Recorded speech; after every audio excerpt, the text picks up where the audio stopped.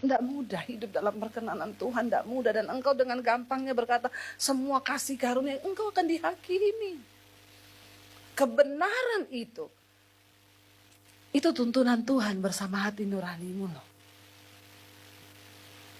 Tidak bisa kau tanya-tanya pendeta. Makanya setiap kita hari ini harus punya pengalaman pribadi dengan Tuhan.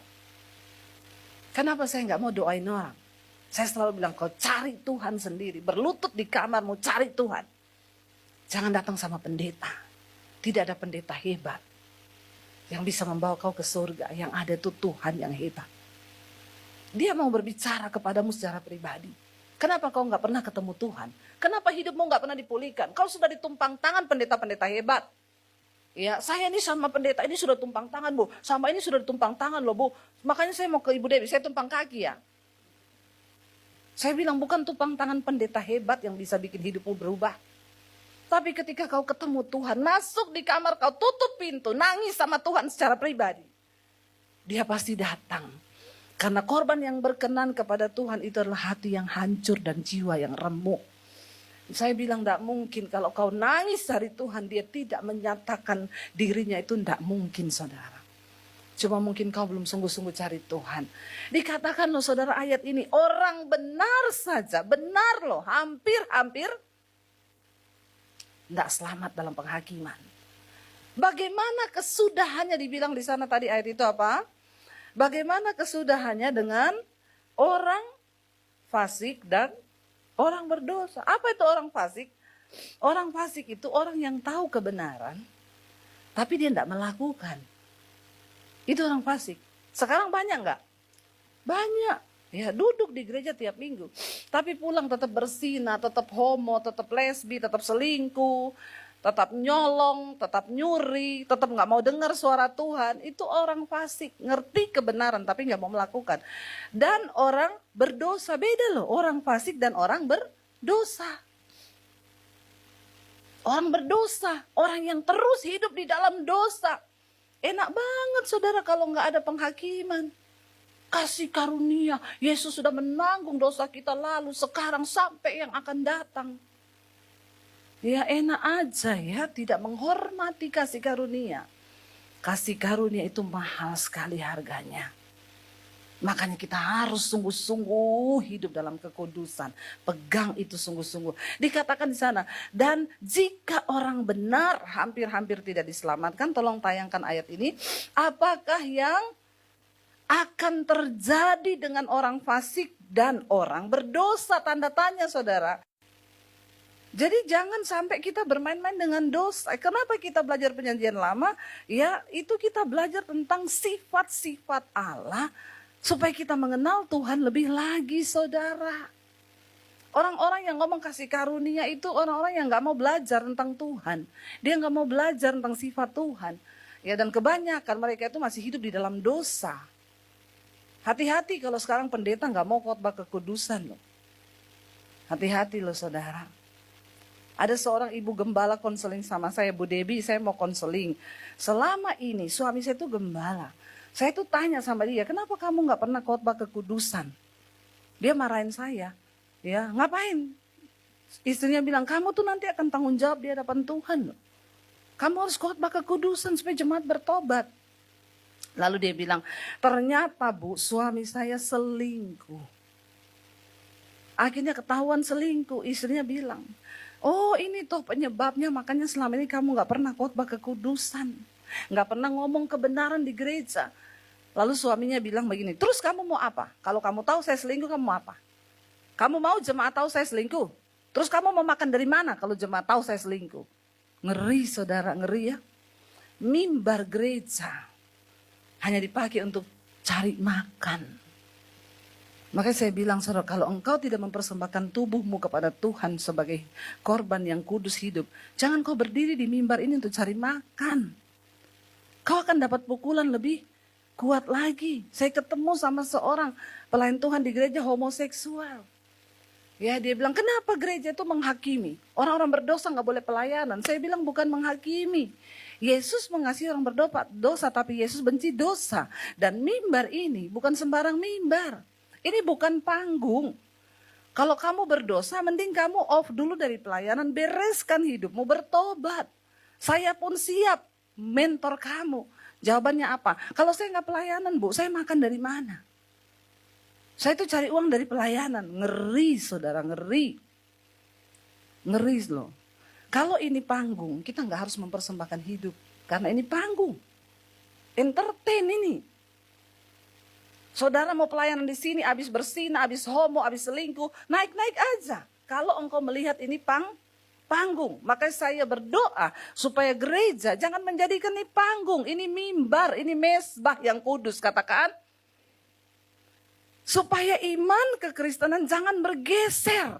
Banyak sekarang anak-anak Tuhan, pelayan Tuhan, mereka berdosa seenak-enaknya, lalu mereka naik. Kenapa? Karena kasih peret lu. Lu injak-injak itu darah anak domba Allah. Yesus datang itu dengan pergumulan. Yesus datang ke dalam dunia ini, saudara, dia bilang, kalau bisa cawan ini lalu daripadaku Bapa. Tapi kalau aku harus meminumnya, biar aku meminumnya. Terus kita dengan seenaknya ngomong kasih karunia. Ngeri hari-hari ini akhir zaman. Tapi memang benar. Kenapa? Karena banyak jemaat tuh pengen denger yang enak-enak. Ya, saya bersyukur GSJS ini masih tetap ya. Kemarin saya ketemu dengan Pak Michael Gunawan, kami ya duduk ngobrol makan bersama. Saya bilang, jaga loh Pak. Ya, kasih tahu jemaat karena ini tugas kita sebagai hamba Tuhan. Kalau kita udah gak kasih tahu pertobatan, siapa lagi yang mau kasih tahu? Ngeri, saudara, hari-hari ini dikatakan ya, mari kita sama-sama dikatakan di sini, hendaklah ia memuliakan Kristus. Ayat yang ke-17 kita baca bersama, saudara. Ini ngeri sekali. Karena sekarang apa? Telah tiba saatnya apa? Penghakiman dimulai. Dan pada rumah Allah sendiri yang harus pertama-tama dihakimi. Kenapa kita dulu yang pertama-tama dihakimi? Karena kita yang lebih dulu menerima kebenaran. Kita yang lebih dulu menerima kasih karunia.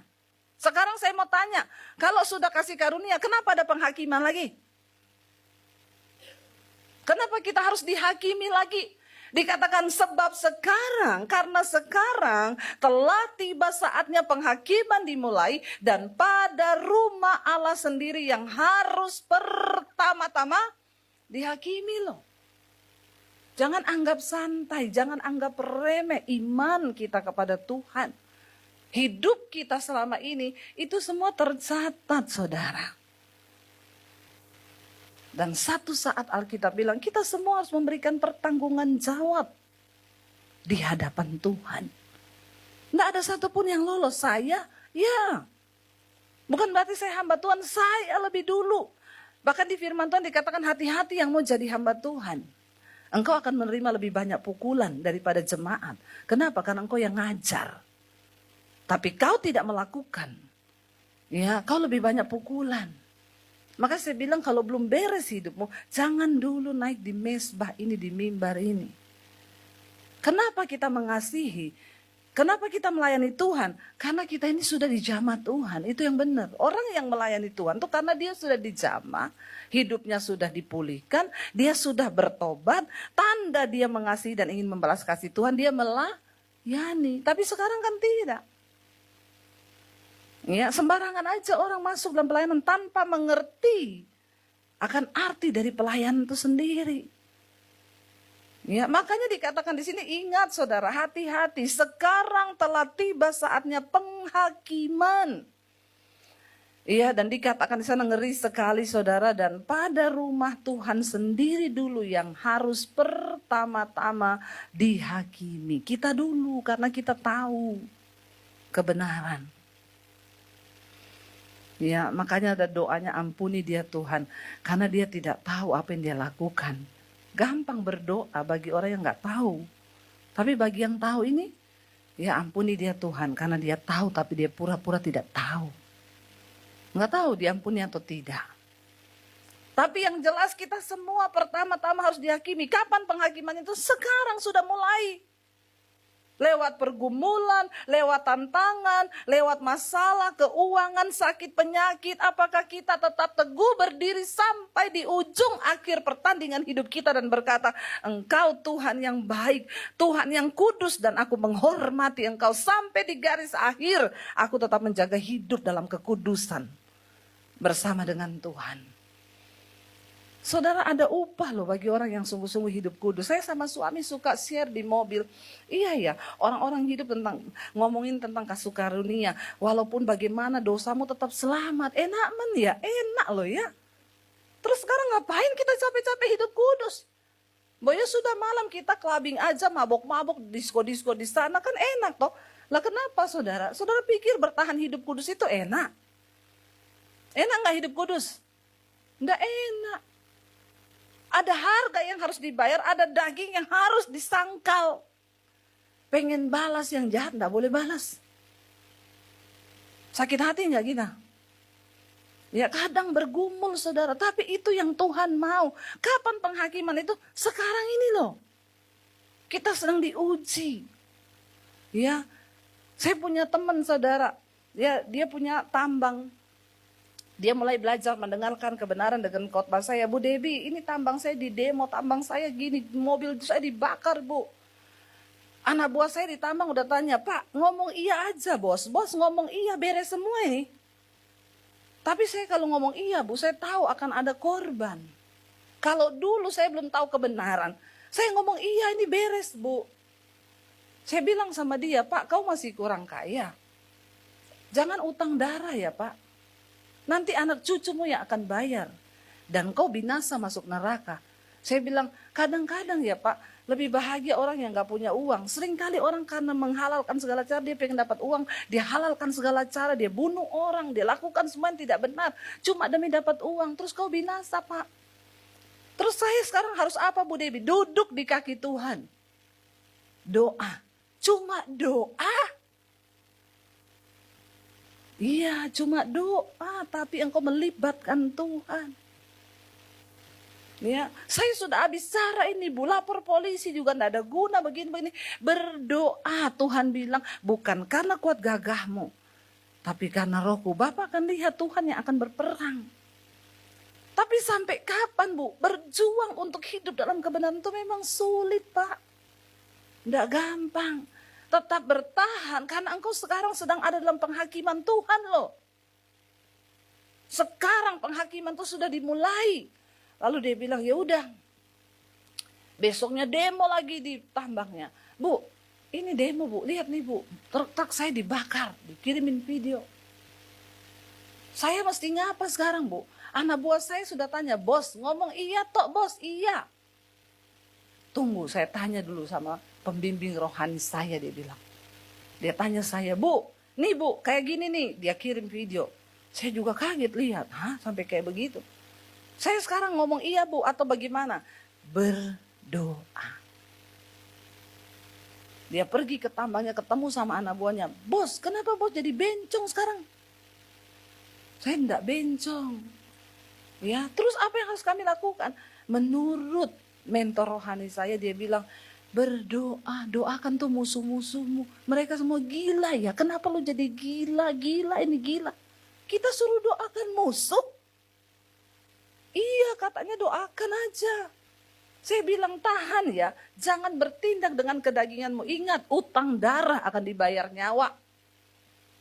Terus saudara bilang hukum Taurat tidak berlaku? Hello? Kau berbuat jahat, kau bunuh orang, apakah itu gak utang darah? Itu hukum Taurat. Enak banget orang gak mau hidup dalam hukum Taurat, enak saudara, enak. Bunuh orang gak apa-apa, kasih karu. Kalau hukum Taurat kan darah diganti darah. Kutuk itu tetap ada, sekalipun Yesus sudah datang. Kalau saudara membawa diri dalam kutuk, engkau tidak menghormati darahnya, ya enggak ada saudara. Ya enak aja, nama Yesus berkuasa. Iya, bagi mereka yang menghormati nama itu, yang menjunjung tinggi nama itu. Setan juga tahu kok hidupmu. Saudara gak percaya? Coba saudara hidup sembarangan. Saya sudah berkali-kali saudara doa pelepasan orang. Lagi doa pelepasan. Dalam nama Yesus dia panas. Tiba-tiba ada teman saya pelayanan agak-agak bencong. Datang ikut-ikutan. Dalam nama Yesus, dalam nama Yesus. Yang kerasukan melototin dia sambil lihat gini, kamu kan temenku. Setan tahu siapa temennya.